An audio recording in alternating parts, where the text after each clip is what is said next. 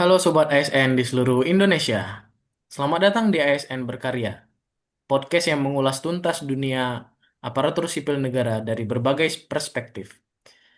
Saya Andra, dan hari ini kita akan bahas tema penting yaitu manajemen ASN dan efisiensi anggaran di Kementerian Perhubungan. Baik, hari ini saya sudah ditemani oleh tiga narasumber hebat nih. Ada Nike, Raffi, dan Yoga. Semuanya sudah siap? Siap banget nih.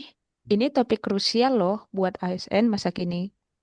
Apalagi dengan isu efisiensi yang makin nyata di lapangan, wajib kita bahas tuntas. Dan yang penting, jangan cuma teori. Kita harus lihat dampaknya ke sektor pelayanan, khususnya di Kemenhub. Oke, baik, terima kasih. Baik, oke, kita mulai nih. Saya bisa dibantu dulu dijelaskan apa sih itu sebenarnya manajemen ASN? Mungkin bisa dimulai dari Mbak Nike. Kalau menurut saya, manajemen ASN itu adalah seluruh proses dalam mengelola ASN dari rekrutmen, pengembangan karir hingga pemberhentian.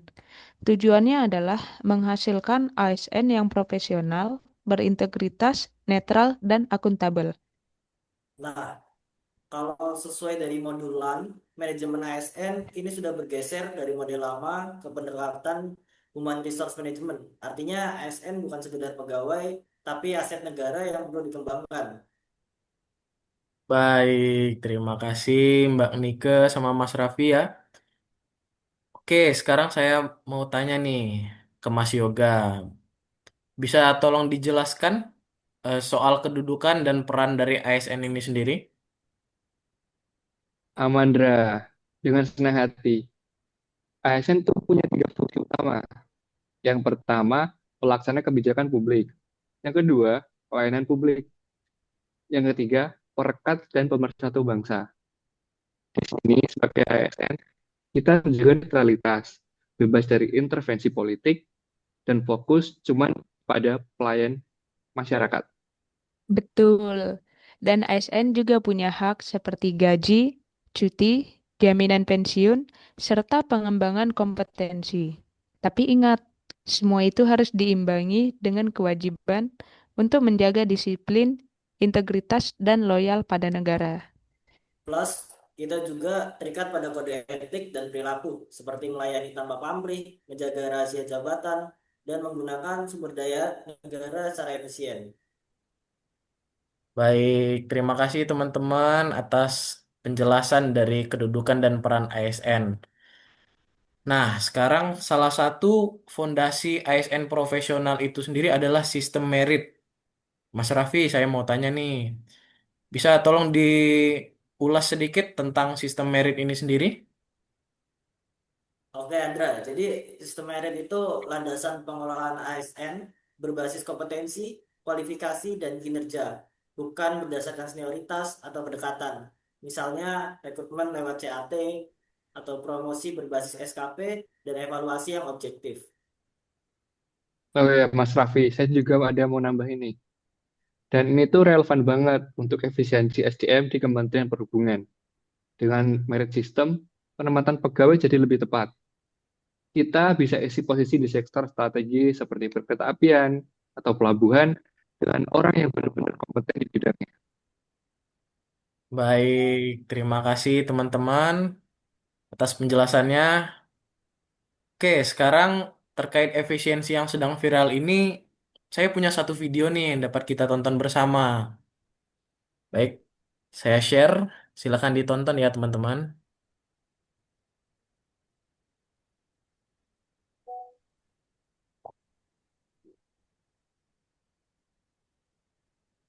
Efisiensi, efisiensi, efisiensi. Ternyata kebijakan penghematan yang juga langsung diperkuat dengan instruksi Presiden atau Inpres nomor 1 tahun 2025 boleh berdampak langsung di kementerian lembaga.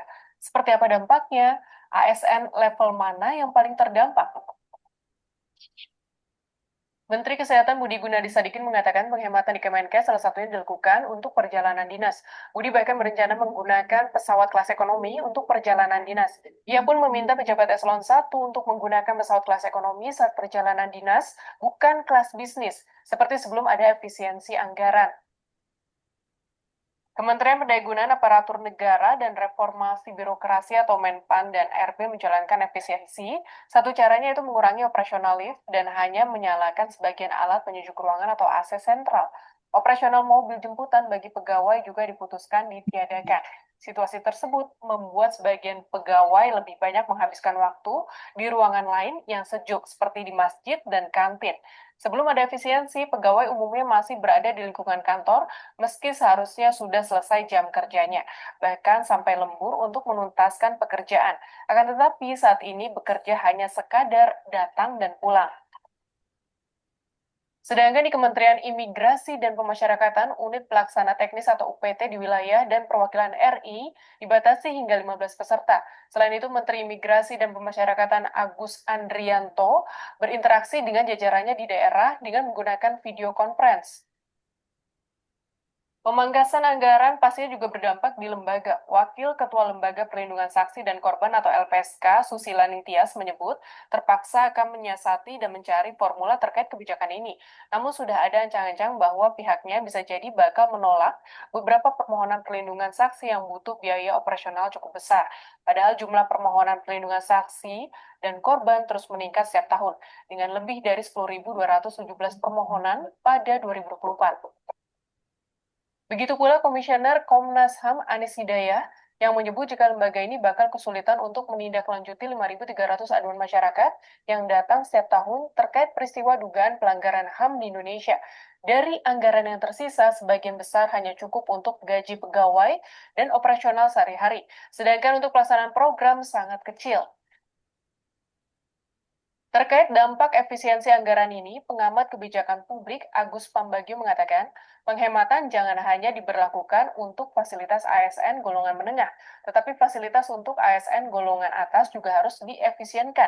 Menurutnya, saat ini implementasi efisiensi anggaran justru memunculkan ketidakadilan di antara anggota ASN yang berbeda. ASN golongan menengah menanggung dampak efisiensi yang lebih berat ketimbang golongan atas. Hal ini tentu akan memicu penurunan semangat kerja, padahal mereka berperan krusial dalam menunjang pekerjaan di kementerian lembaga masing-masing. Bagaimana menurut sahabat Kompas dampak dari efisiensi di kementerian lembaga ini? Apakah hal ini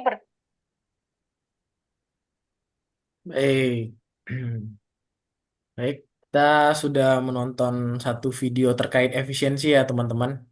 Nah, dari video tersebut saya mau dengar nih gimana pendapat teman-teman terkait efisiensi dari video di atas. Silakan, teman-teman. Eh, Menurut saya, efisiensi anggaran pemerintah sangat krusial untuk memastikan bahwa setiap rupiah pajak rakyat digunakan secara optimal. Ini bukan hanya tentang memotong pengeluaran, tetapi lebih kepada memastikan program-program pemerintah memberikan dampak maksimal dengan biaya seminimal mungkin. Contohnya, mengurangi birokrasi yang berlebihan atau mengintegrasikan layanan untuk menghindari duplikasi.